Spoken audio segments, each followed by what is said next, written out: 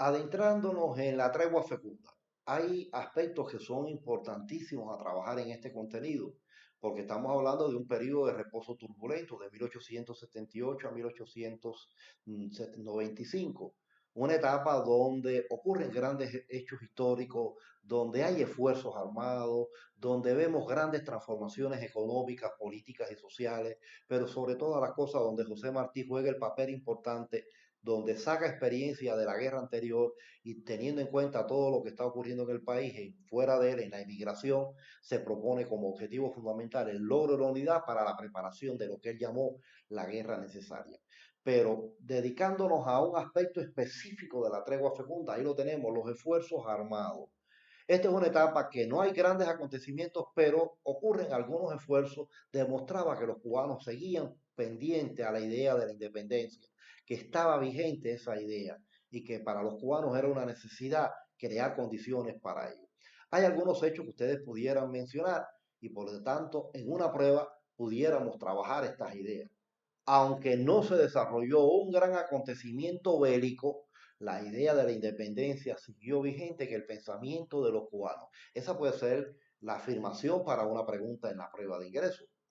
O sea, de qué vamos a hablar, qué contenido vamos a abordar en toda esta temática. Y eso es importante porque entonces nos vamos a referir a varios hechos que van a traer una gran experiencia. Y ahí yo se las pongo para que ya desde un inicio ustedes tengan los dos elementos.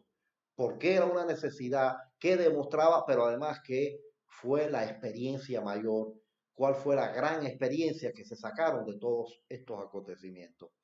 Estos esfuerzos armados demostraron que para reiniciar la lucha había que crear las condiciones, especialmente la unidad revolucionaria. La principal conclusión, la principal línea que había que seguir para esta preparación de la lucha tenía que ser la unidad.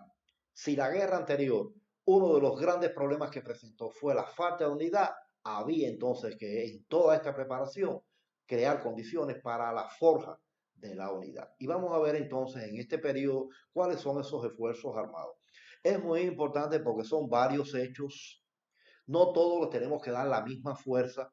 Hay algunos hechos que están en el libro de texto con uno o dos elementos que no sirven para caracterizar.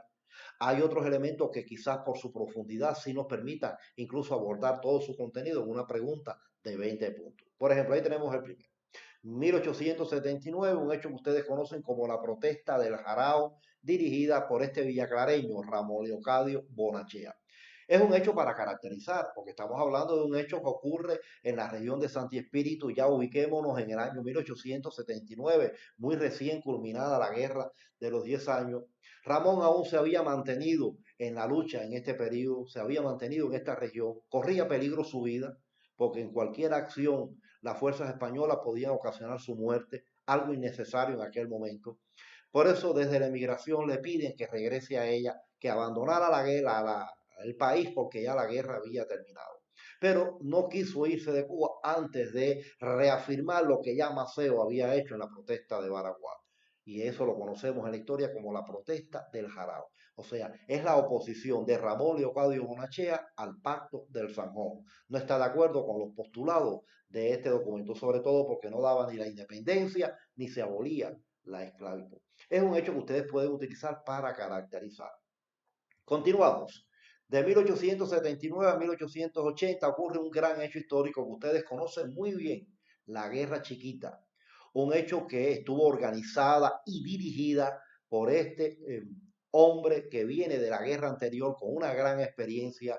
Recuerden que estamos hablando del general de las tres guerras, nos referimos a Calixto García Íñiguez. Es un hecho que cuando trabajamos en la teleclase insistimos mucho en toda su profundidad. Sin embargo, yo quiero en este análisis que estamos haciendo para un poco profundizar en los elementos, que ustedes destacaran estas tres ideas. Los objetivos. A veces tenemos confusiones porque nos separamos en hechos históricos. Dijimos, bueno, ya yo trabajé la guerra de los 10 años, ahora estoy trabajando otro momento histórico. Y entonces pensamos que también los objetivos han cambiado. No, si la guerra de los 10 años no logró los objetivos, por lo tanto, la guerra chiquita va a seguir los mismos objetivos de la guerra anterior. la independencia y la abolición de la esclavitud. Por lo tanto, estos son los objetivos de la guerra chiquita. La extensión, otro de los elementos que ustedes tienen que manejar. Si la guerra anterior abarcó la mitad del país, Oriente, Camagüey y las villas, esta simplemente va a abarcar nada más la región oriental y las villas. Camagüey ahora no se va a incorporar a la guerra chiquita. Y entonces es importante que ustedes entonces en el análisis que realicen, ustedes trabajen directamente qué causas llevaron al fracaso de la guerra chiquita. Hago una aclaración. A veces cometemos la imprecisión o queremos generalizar tanto el contenido y decimos, la guerra chiquita fracasó por las mismas causas que la guerra de los 10 años, la falta de unidad. Y nos dejamos ahí sin querer, estamos cometiendo un gran error. Es verdad, en los dos acontecimientos quedó claro la misma idea. Faltaba la unidad. La guerra de los 10 años hizo sus esfuerzos, lo que no se logró. Aquí no existía unidad en ningún sentido por todas las cosas que ocurren, pero las causas no son las mismas. Yo no puedo igualar las dos guerras. Ah, que la esencia final, las dos tengan el mismo motivo, la falta de unidad, eso es real. Pero las causas no son las mismas. Y es entonces importante que ustedes vayan a las causas del fracaso de la guerra chiquita, desde la llegada tardía de Calixto, de no participar las grandes figuras de la guerra anterior, los problemas que se dan con el Partido Autonomista, que un poco en su campaña racista influyó en muchos de los líderes de aquella época, por la extensión. O sea, hay varios factores, sigue el regionalismo, sigue el caudillismo, hay varios factores que vemos en esta guerra que inciden en todo el fracaso de la contienda. Esa es la guerra chiquita con toda su experiencia. Incluso hay una idea que siempre se valora, se dice que la guerra chiquita fue una gran experiencia necesaria que demostró la guerra chiquita con todo su accionar. Este es uno de los grandes acontecimientos. Estamos hablando entonces de un contenido que en una prueba tiene el valor de 20 puntos también. Continuamos. Otro de los hechos que ustedes pueden mencionar en el año 80. Ahí tenemos una conspiración, la conspiración de la Liga Antillana. Una conspiración que nos asusta. Para un caracterizar muy sencilla, porque el libro nos ofrece algunos elementos, pero por favor, es una conspiración que está en el libro y ustedes pueden concretar sus ideas. Ahora, ¿cuál es la esencia de ella? Yo se las voy a poner ahí, por lo menos la esencia, que no la pierdan. Es Proponía un alzamiento, sobre todo en la ciudad de Santiago de Cuba, pero que fuera simultáneo el alzamiento con la llegada de una expedición. ¿Quién iba a estar al frente de esa expedición? Antonio Maceo. Y el objetivo de esta conspiración era incluso mucho mayor, no solo el alzamiento en Santiago, reiniciar la guerra en el país, sino además ya se hablaba de la independencia de la región de las Antillas, de ahí que el nombre fuera Liga Antillana.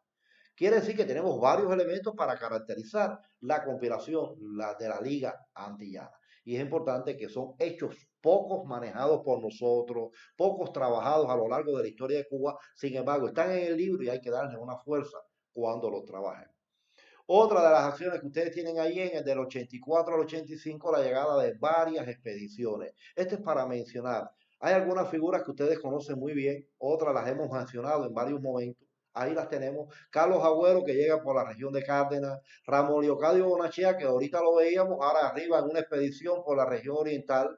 Y Limbano Sánchez, que arriba también a la región oriental, pero específicamente por la zona de Baracoa. Son personalidades que llegan aquí, son capturadas y son fusiladas por el ejército español. O sea, se convierten en mártires de estas acciones, sobre todo Ramón Leocadio Bonachea, que lo habíamos visto ahorita cuando hablamos de la protesta del Jarao, donde se le había advertido que en Cuba no resolvía ningún problema, sin embargo, volvió a venir y ahí estaba la consecuencia. Fue fusilado por las fuerzas españolas en este periodo.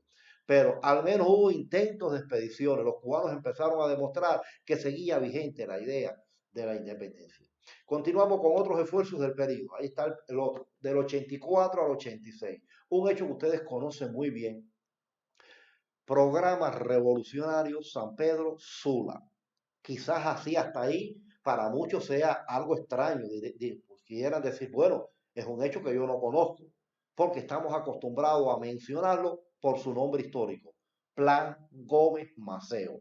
Así es como lo hemos conocido siempre. Pero en el libro se habla del nombre, su verdadero. Recuerden que estamos hablando de un proyecto militar, de un programa de corte militar. Y a ese programa de corte militar se le llamaba Programa Revolucionario San Pedro Sula. Ese es su verdadero nombre, lo que siempre lo hemos utilizado por las dos figuras principales de este escenario. Recuerden que es un programa militar que propone muchas ideas, sobre todo porque va a recibir el apoyo de algunos gobiernos latinoamericanos, como Honduras, como Costa Rica, porque en ella van a participar grandes figuras de la guerra de los 10 años, pero en ella participa José Martí. Recuerden que estamos hablando de una de las figuras importantes de la guerra y está inmerso en todo este proceso. El debut Martí había sido en la Guerra Chiquita, ahora lo vemos inmerso también en este programa revolucionario. Y entonces tenemos en cuenta cada una de estas acciones. Pero Martí se percata de algo, es un proyecto militarista, donde propone un gobierno de tipo militar. Y Martí le teme a lo que estaba ocurriendo en América, las grandes dictaduras que se habían establecido a partir de caudillos militares que eran personas revolucionarias, pero llegaban a estos términos de caudillismo. Y el caudillismo, ustedes saben el daño que hizo en la guerra de los 10 años. Y Martí teme que tanto Gómez como Maceo, dos grandes militares de la guerra anterior, se conviertan en grandes caudillos y creen una dificultad para la propia independencia de Cuba. Martí no está de acuerdo desde el punto de vista teórico con estas ideas y Martí se separa entonces del proyecto militar, se separa del programa revolucionario San Pedro Sula. Por eso es que al final se conoce como el Plan Gómez Maceo.